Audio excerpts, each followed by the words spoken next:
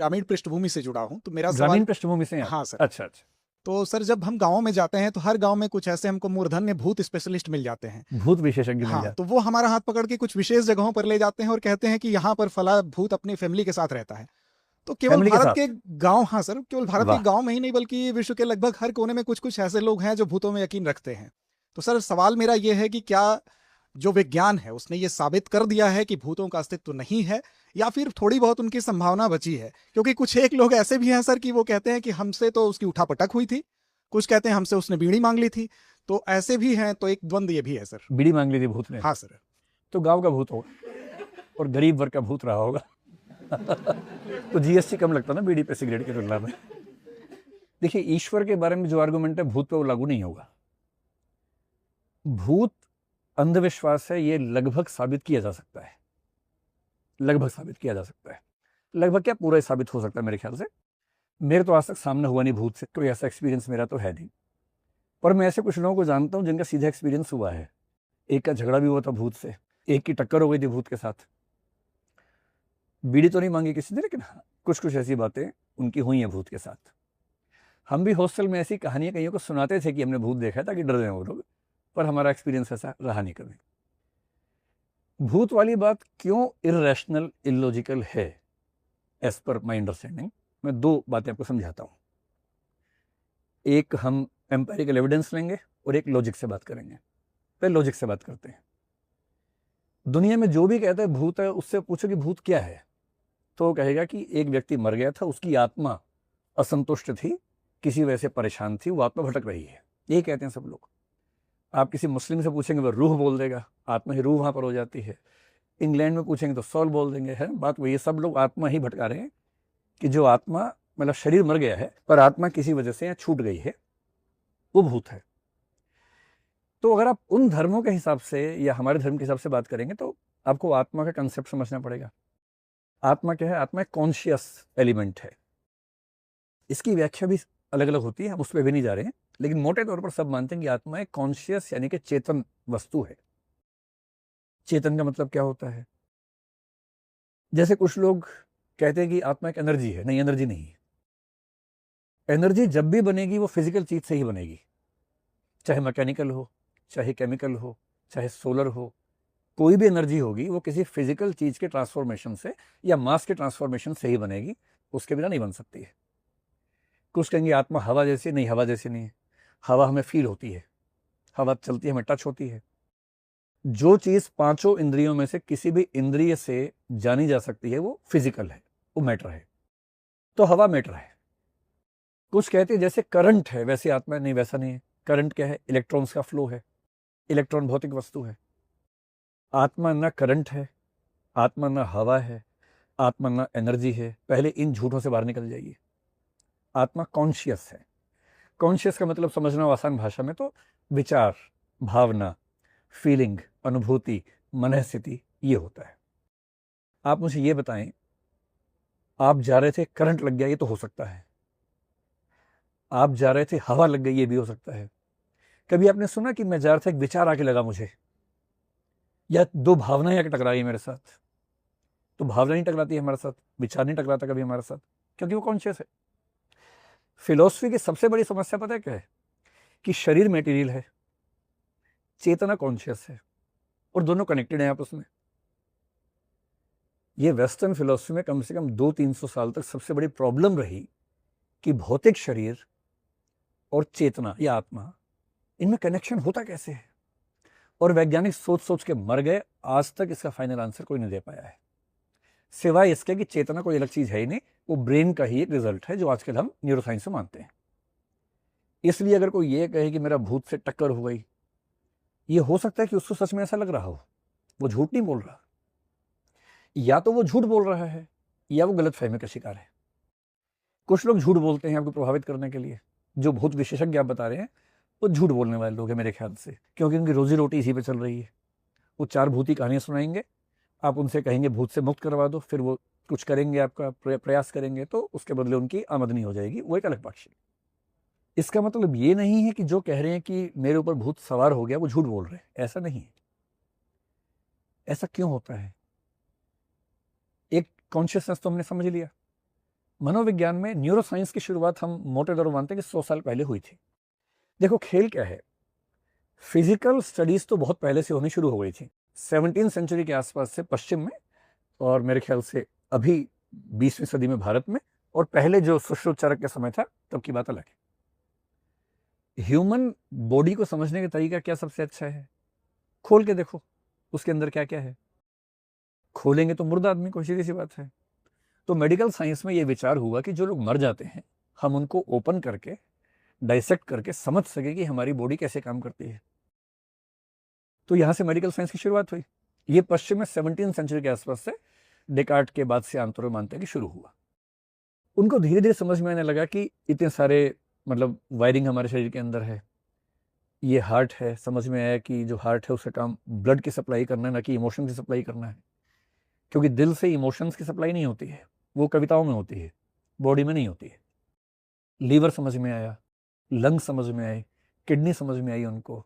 धीरे धीरे human body समझ में आने शुरू हो गई। जो मन के अंदर चलता है, विचार, भावना, अनुभूति, ये सब कैसे होता है किसी को समझ में नहीं आ रहा, सब तुक्का लगा रहे हैं। 1850s के आसपास पहली बार दुनिया में जर्मनी में एक विश्वविद्यालय में साइकोलॉजी डिपार्टमेंट शुरू हुआ। उसके पहले साइकोलॉजी फिलॉसफी का हिस्सा था। फिलॉसफी का वो हिस्सा जो आत्मा के बारे में बात करता था उसका नाम था साइकोलॉजी। 1850 के आसपास पहली बार साइकोलॉजी डिपार्टमेंट शुरू हुआ, जिसने कहा कि हम स्टडी करेंगे, साइंटिफिक स्टडी करेंगे। और साइंटिफिक स्टडी कहाँ करें, यही नहीं पता कि इमोशंस कहाँ से आ रहे हैं, दिल से आ रहे हैं, कहाँ से आ रहे हैं। कितनी सदियां बीत गई, लोग बाएं सीने पे हाथ रख के बोलते हैं कि तुम मेरे लिए, तुम ही हो, तुम मेरे लिए, जबकि वो आ यहां से रहा होता है। राइट ब्रेन से इमोशंस आ रहे हैं, उसी समय दिल धड़क रहा है जोर जोर से, क्योंकि ब्लड की सप्लाई बढ़ गई, और आपको लग रहा है इमोशन यहां से आ रहा है, जबकि यहां से नहीं आ रहा इमोशन।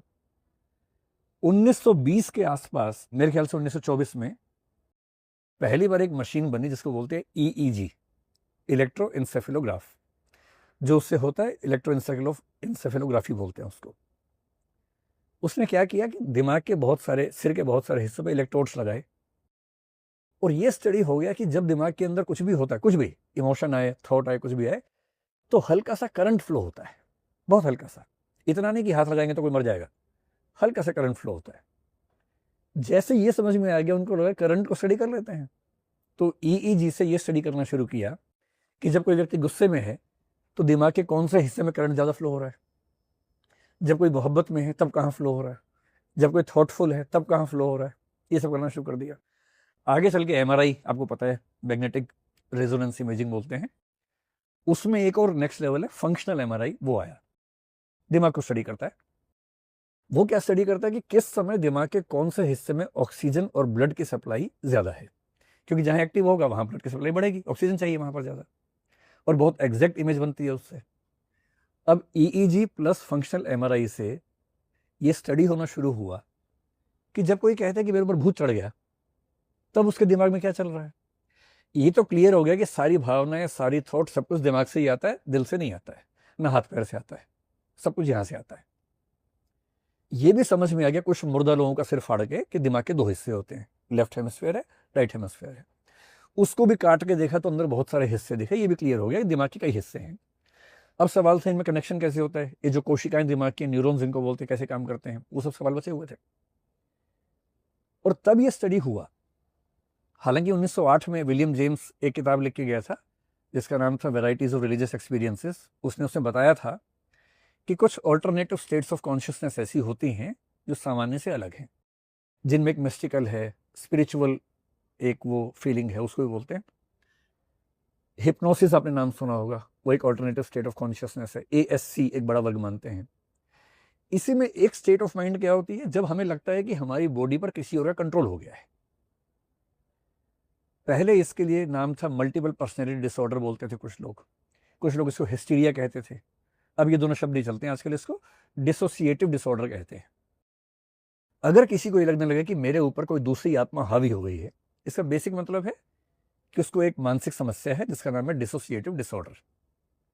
उसको सच में ऐसा लग रहा है कि कोई दूसरी आत्मा हावी हो गई है, पर हुआ सिर्फ इतना है कि उसके दिमाग में एक हिस्सा है, वो हिस्सा थोड़ा सा पैसिव है, जो हिस्सा उसको ये बताता है कि तुम ये हो और बाकी लोग ये हैं, उनका अंतर डिम हो गया है।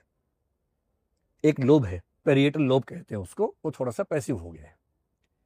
तो जब कोई कहे कि मेरे ऊपर भूत प्रेत आ गया है, वो झूठ नहीं बोल रहा, जनरली उसको ऐसा ही फील हो रहा है। पर आज न्यूरोसाइंस इस लेवल पे आ चुकी है कि वो समझा सकती है कि भूत नहीं आया है, तुम्हें एक मनोरोग है और ऐसा महसूस हो रहा है। ऐसे एक ट्रांस की अवस्था, आपने नाम सुना होगा, गाना भी बहुत फेमस चलता है ट्रांस नाम से, है ना। जब आप कीर्तन में बैठेंगे, भजन चल रहे हैं, जोर जोर से मंत्रोच्चार चल रहा है, अब फ्लो में चले जाते हैं, फ्लो स्टेट बोलते हैं।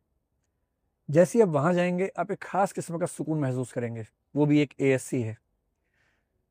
ट्रांस का मतलब है कि अब क्रिटिकल थिंकिंग आप नहीं कर रहे, इस समय आप फ्लो में हैं, जॉय में हैं, और इस समय यदि कोई आपको कोई सजेशन देगा, आप तुरंत मान लेंगे उस बात को, और वो भी सबकॉन्शियस लेवल पे मान लेंगे। इसी को लोग हिप्नोसिस कहते हैं। गंदे लोग इसको हिप्नोटिज्म की तरह से यूज करते हैं, अच्छे लोग इसको हिप्नोथेरेपी की तरह से चिकित्सा विज्ञान में यूज करते हैं।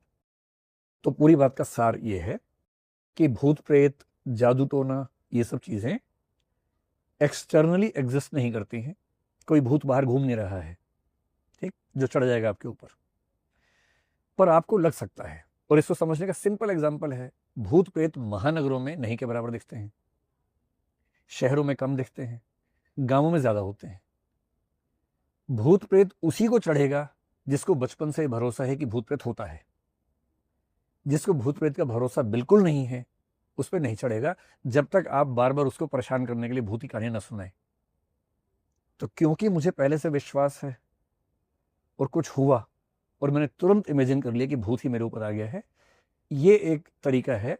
एक प्लेसिबो शब्द है, आगे डिस्कशन में कभी जरूरत पड़ेगी तो मैं आपको समझाऊंगा। तो जो लोग उसका इलाज कर रहे हैं, इलाज की बात बाद में करेंगे, मोटी मोटी बात यह है कि भूत प्रेत का ऑथेंटिक एग्जिस्टेंस आज तक साबित नहीं हुआ है, और मेरे ख्याल से कभी होगा भी नहीं, क्योंकि मनोविज्ञान, न्यूरोसाइंस लगभग साबित कर चुका है कि जब जब किसी को भूत प्रेत होता है, उसके दिमाग के कुछ हिस्से पैसिव हो जाते हैं, कुछ हिस्से एक्टिव हो जाते हैं, इतना ही मामला है। और जैसे वो ठीक होता है, व्यक्ति ठीक हो जाता है।